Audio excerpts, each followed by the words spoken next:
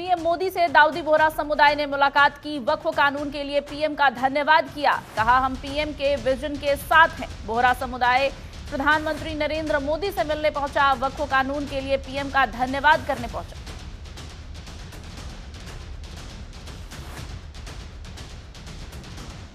बोहरा समुदाय ने कहा, हम पीएम मोदी के विजन के साथ हैं। पीएम मोदी से मुस्लिम समुदाय बोहरा समुदाय मिलने पहुंचा, जहां बोहरा समुदाय ने प्रधानमंत्री नरेंद्र मोदी के विजन के साथ खुद को बताया है। कहा है, वक्फ कानून पर हम प्रधानमंत्री के साथ हैं। साथ ही उन्होंने वक्फ कानून के लिए पीएम धन्यवाद भी किया। आपको बता दें कि देश भर में जहां वक्फ कानून को लेकर मिले जुले रिएक्शंस देखने को मिल रहे हैं, कई जगहों पर हिंसा भी हो रही है और इसी बीच मुस्लिम समुदाय प्रधानमंत्री से मिलकर उनका पहुंचा है। दाऊदी बोहरा समुदाय ने पीएम से मिलकर उनका धन्यवाद किया, साथ ही उनके विजन के साथ हैं, ऐसा कहा है। वक्फ कानून के लिए पीएम मोदी का उन्होंने धन्यवाद किया।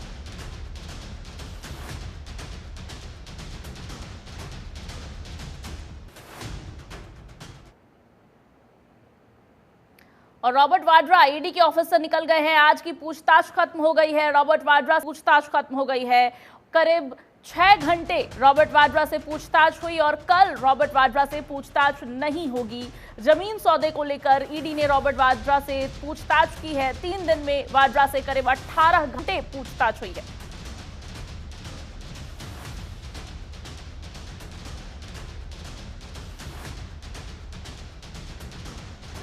से जुड़े मनी लॉन्ड्रिंग मामले में रॉबर्ट वाड्रा से लगातार ईडी पूछताछ कर रही थी। आज भी रॉबर्ट वाड्रा से पूछताछ हुई। आज की पूछताछ खत्म हुई करीब 6 घंटे के बाद और कल रॉबर्ट वाड्रा से ईडी की पूछताछ नहीं होगी। रॉबर्ट वाड्रा से आज 30 पूछताछ खत्म।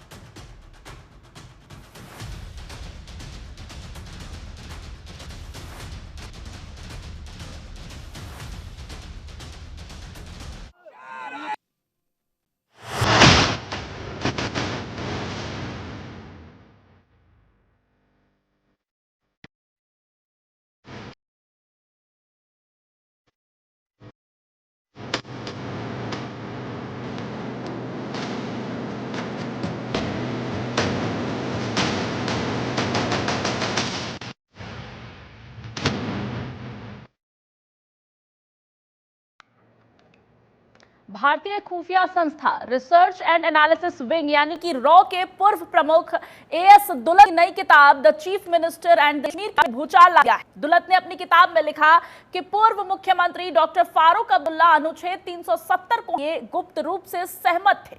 हालांकि दुलत के इस दावे को नेशनल कॉन्फ्रेंस ने गलत बताया है। फिर भी दावे के बाद जम्मू कश्मीर की राजनीति के गलियारों में बहस छिड़ गई है।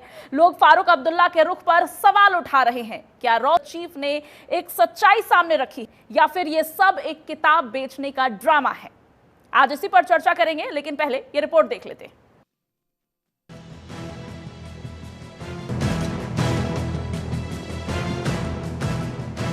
जम्मू की राजनीति एक बार फिर सुर्खियों में है और इस बार केंद्र में है फारूक अब्दुल्ला और भारत की खुफिया एजेंसी रॉ के पूर्व प्रमुख एएस दुलत। दुलत की आने वाली किताब the chief minister and the spy का एक अंश सामने आया, जिसमें दावा किया गया है कि फारूक अब्दुल्ला ने अनुच्छेद 370 को हटाए जाने का चुपचाप कथन किया था। लेकिन जैसे ही ये बयान सामने आया, फारूक अब्दुल्ला ने इस दावे को झूठ और बकवास बताया। उन्होंने इसे एक सस्ता स्टंट कहा, जिसका मकसद सिर्फ दुलत की किताब को बेचने का है। दुलत अब सत्ता के गलियारों में फिर से पैठ बनाना चाहते हैं या पैसे कमाना चाहते हैं, किसी की नजदीकी चाहिए। लेकिन उन्होंने जो कहा वो कल्पना है, हकीकत नहीं। उन्होंने आगे कहा, 5 अगस्त 2019 को जब अनुच्छेद 370 हटाया गया था, मैं और मेरा बेटा उमर अब्दुल्ला हिरासत में थे। क्या हम हिरासत में रहकर किसी प्रस्ताव का समर्थन कर सकते हैं? दुलत के मुताबिक फारूक की नजरबंदी कश्मीर की सबसे दुखद घटनाओं में से एक थी। किताब में बताया गया कि नजरबंदी के दौरान फारूक ने खुद इसका कारण जानना चाहा। दुलत ने कहा, राजनीति और जासूसी के रिश्तों की किताब में उभारा गया है। फारूक ने दुलत के उस दावे को भी खारिज किया जिसमें कहा गया कि नेशनल कॉन्फ्रेंस अनुच्छेद 370 हटाने वाला प्रस्ताव विधानसभा में ला। उन्होंने सीधा सवाल किया, 2018 में तो विधानसभा थी ही नहीं, फिर प्रस्ताव कौन और कैसे पास करता? उन्होंने याद दिलाया कि 1996 में जब उन्हें जबरदस्त बहुमत मिला और तब उन्होंने राज्य को अधिक स्वायत्तता देने वाला प्रस्ताव पास करवाया था। देखिए, मुझे ये पढ़ के कोई मुझे हैरानगी नहीं हुई, क्योंकि नेशनल कॉन्फ्रेंस का हमेशा एक वतीरा रहा है कि ये पावर के लिए किसी हद तक भी जा सकते हैं। और 1947 से ये हुआ है कि अगर आप देखेंगे मरहूम शेख साहब से लेके कभी हिंदुस्तान के साथ जाना है, कुर्सी मिली तो ठीक है, नहीं मिली तो फिर राजशुमारी करानी है। फिर 22 साल लोगों को खुद जेल गए, लोगों को जेल में रखा। 22 साल के बाद फिर कुर्सी मिली तो राजशुमारी भी खत्म। उन्हें आपको पता है जिस तरह धांधली की गई कुर्सी के लिए। No, this book is in praise of Dr. Farooq. Nothing else. It's an appreciation of Farooq. और क्या है? कुछ नहीं है. And you read the book and see whether it's an appreciation or not. तो क्या ये सियासी चुप्पी थी या झूठा शोर? दुलत की किताब क्या सच का आईना दिखा रही है या फिर रिश्तों का मजाक बना रही है? फारूक अब्दुल्ला ने अपनी बात रख दी है। किताब अभी रिलीज नहीं हुई है, लेकिन इससे पहले ही विवाद उठ चुका है। सवाल यही है, क्या ये हकीकत है या फिर सस्ती उस किताब के पन्नों के खुलने का है? ब्यूरो रिपोर्ट, जनतंत्र टीवी। हमारे साथ बीजेपी नेता राकेश कौल जुड़े हुए हैं। राकेश जी, सबसे पहले इस मुद्दे पर जहां एक तरफ महबूबा मुफ्ती कह रही हैं कि हाँ, इस बात में कोई हैरानी नहीं है, ऐसा हो सकता है कि फारूक अब्दुल्ला ने ऐसा किया हो क्योंकि वो सत्ता के भूखे हैं, सत्ता के लिए कुछ भी कर सकते हैं। दूसरी तरफ फारूक अब्दुल्ला कह रहे हैं कि ये सिर्फ एक चीप पब्लिसिटी है। बीजेपी का रुख क्या कह रही है, क्या लगता है? धन्यवाद आपका। आवाज मेरी आ रही है आपको? जी आ रही है। देखिए, दुलत साहब का ये आपस में दो भाई फ्रेंड है, फारूकुल्लाह साहब। और ये ज़्यादा जानकारी तो उसने जब किताब में दे दी है, जो हिंदुस्तान टाइम्स में आ चुका है। ये ऐसे तो तथ्य तो नहीं निकलते हैं, क्योंकि ये दोस्त है, क्लोज फ्रेंड है आपस में, इनको तो पता होगा। तो मीटिंग का भी हवाला दे के, मगर आज दुलत साहब कह रहे हैं कि नहीं, मैंने नहीं कहा। किताब मैंने इसमें देखा भी है, एक वीडियो चल रहा था सनम जी का, उस पर कह रहे हैं कि नहीं, इसको पता नहीं कैसे कहा गया हिंदुस्तान टाइम्स में। तो किताब आज मेरी कश्मीर आ चुकी है, तो इन लोगों को पता है कि ये है। देखिए, तथ्य तो तथ्य होते हैं, ये आपस में इनकी क्या है राजनीति है। अब महबूबा जी कह रही है ये किसी हद तक गिरेंगे, वो करेंगे, वो उस पर तो मैं टिप्पणी नहीं कर सकता हूँ, वो दूसरी बात है। मगर जो बात रखी है, और इनको फारूकुल्लाह साहब को ये पता था, इनके पिताजी को भी पता, हर वक्त ये बेवकूफ़ बना रहे थे लोगों को यहाँ पर कि 370 की आड़ में ये जीत रहे थे। 370 की आड़ में इन्होंने एक धोखेबाजी कर दी यहाँ कश्मीर के लोगों के, जेएंडके के लोगों से। हर वक्त इनको पता थे टेम्पररी था। अगर ये बिल्कुल इसके साथ होते, 370 इतनी असेंबली में थे, ये इन्होंने तो शासन किया जम्मू कश्मीर पर, इन्होंने असेंबली में इसको चेंज क्यों नहीं किया? ये सिंसियर होते, अगर ये कश्मीर के लोगों के साथ होते, ये कभी भी कश्मीर के लोगों के साथ नहीं थे, ना नौजवान के साथ, किसी पब्लिक के साथ ये कभी था ही नहीं। ये अपने स्वार्थ के लिए सब हर वक्त काम करते। हमने भाई साहब, आप हमें भाजपा के लोगों को सवाल करते हो, आप सवाल के कटघरे में खुद फंसे हुए। आज आप जवाब दीजिए, क्योंकि आप याराना है आप दोनों का, दौलत साहब का भी और आपका भी है। याराना था, आज क्या याराने में है ये तो अब ये दोनों लोग जानते हैं, उस पर मैं टिप्पणी नहीं करूंगा। मगर जो 370 की आड़ में हर वक्त बेवकूफ़ बना के आज पता दुनिया को चली है, जो वादे ने खोखले अभी भी मैनिफेस्टो में किए, वो भी लोगों को पता चला है। आज हमारे लोग यहाँ घाटी पर देखिए, अब ज़माना चेंज हो चुका और आगे भी अब चेंज होगी, और नेशनल कॉन्फ्रेंस का हर वक्त का ड्रामा अब नहीं चलेगा। ये इनकी सच्चाई आहिस्ता आहिस्ता बाहर निकलती है, लोग भी निकालते हैं। आज ऐसा था कि अपने स्वार्थ के लिए अगर उन्होंने इसका समर्थन किया था पीछे से भी, और प्रधानमंत्री से मिलने की बात भी, जिसके बारे में आप भी जिक्र कर रहे हैं कि पीएम से वो मिले थे फारूक अब्दुल्ला साहब, जिसके बारे में उन्होंने कभी भी पब नहीं की, अगर ऐसा था तो फिर उनको नजरबंद क्यों किया गया बाकी नेताओं के साथ? देखिए, ये तो टाइम आता है, ये खुद भी कभी बंद होते हैं, खुद भी ड्रामा बनाते हैं, क्योंकि ड्रामा बाजी का इनका एक किरदार है। ये किरदार चलता रहा इनका ड्रामाबाजी का। उसके बाद आजकल मोदी जी ने ऐसा कि हमें बोला भी नहीं, आप ये भी कह रहे हैं आपकी कॉन्फिडेंस में ले, उन्होंने देखिए इनके सवाल में ही जवाब है। वहां पर दुल्ला साहब कह रहे कि नहीं वहां गए थे, वो नाराज थे कि अगर आपको करना ही था हमें पूछ के करते तो फिर को उसके साथ थे ना वो। इसलिए मैंने मैडम आपसे पहले ही कहा कि ये इनको पता था कि ये हटेगा, क्योंकि ये टेम्पररी फेज था। इस टेम्पररी में 370 की आड़ में हर वक्त बेवकूफ बना दिया पब्लिक को, जेएनडीए के लोगों को। सॉरी, मेरा आज गला खराब है इसलिए थोड़ा उसके लिए मैं सब माफी मांगता हूँ। तो ये चीजें चलती रही, ये इनको पता था सारा कुछ। फिर जी बंद किया, नजर बंद किया। ये कभी कभार खुद भी होते हैं नजरबंद, फिर लोगों को कहते हैं हमें बंद कर दिया, अपने वाले पुलिस वाले रखे। सब ड्रामाबाजी चल रही इनकी, हर वक्त इनका ड्रामाबाजी चलते, तो लोगों को पता चला अब आगे चलने वाली नहीं है। अभी भी भरोसा किया था, देखिए कितना मासूम लोग जम्मू कश्मीर के हैं, पर्टिकुलरली इन कश्मीर वाली की, इन्होंने फिर भी आज भरोसा किया। उस भरोसे पर भी ये खड़े नहीं हुए। जो मैनिफेस्टो में इनको इन्होंने कहा वो एक भी बात नहीं हुई, खाली अड़े पर लगे कि हमें पास पावर नहीं। अरे भाई साहब, 8-10 चीजों का तो पावर आपके पास है, वही तो कीजिए ना। आप बिजली फ्री, आप अंत्योदय की बात, कितना मैं इनका मतलब झूठ बताऊं आपको, फिर पूरा डिबेट उसमें आ जाएगा। झूठ की कहानी इनको सारे निकल रही है सारी। अब कितना और बेवकूफ बनाएंगे ये लोग। दलित साहब ने अगर उसने किताब लिखी है तो किताब जो लिखता है, जो राइटर होता है, वो एक दिन में किताब खत्म नहीं करता है। उसके सदियों मतलब कम से कम 1 साल 1.5 साल लगा होगा। क्या उस वक्त जो लिखाई में हुआ था, क्या वो उस टाइम नजर नहीं आया इनको? ये बिल्कुल, ये दोस्त है, दोनों दोस्तों में आज क्या निकला क्या नहीं। अब दुलात साहब दे रहे हैं, नहीं जी मैंने ऐसा नहीं। भाई साहब, हिंदुस्तान टाइम्स बड़ा अखबार है, क्या बात आप कर रहे हैं? राकेश जी, जो भी, हाँ जी, किताब में जो जिक्र है उसमें लिखा गया है कि उन्होंने कहा है कि लाना है तो लाओ, लेकिन ये क्या क्यों कर रहे हो? लाना है तो लाओ का अभिप्राय 370 से था कि अगर उसको हटाना है तो हटाओ, लेकिन ये क्यों कर रहे हो का मतलब था कि गिरफ्तारी क्यों हो रही है फिर उनको। तो क्या इससे ये समझा जाए कि नाराजगी तो थी, लेकिन गिरफ्तारी से अपनी, ना कि 370 को हटाने से? कुछ नहीं नाराजगी थी। अगर हटाना तो हटाना था, अगर लाना था तो लाना था। What does it mean? प्रश्न में ही इनका आंसर भी है। अरे जबान को आप ऐसे ही लकोगे, ये करोगे, जो मतलब जो आवाज साउंड निकलती है, उस साउंड को आपको देखना पड़ेगा। वो साउंड जो अंदर की पुकार है, इनको पता था कि मैंने रिपीट क्यों कर रहा हूं, बार बार रिपीट करने से आप कहेंगे कि देखो जी बार बार कह रहे। मैं बार बार कह रहा हूं, इनको पता था हमारी गलती, ये टेम्पररी था। इन्होंने जब तक इनको चला, जब तक कांग्रेस गवर्नमेंट इनको साथ देती रहे, क्योंकि ये थाली के चट्टे बटे एक ही है। इनको जो पता चला जब तक चलना चाहिए, जैसे आज हम बाबा साहब अम्बेडकर जी के कह रहे कि कितना जुल्म उनके साथ किया गया है कांग्रेस की रेजिम में, जबकि उनका मंत्री था, रेजिग्नेशन भी उनको देना पड़ा है।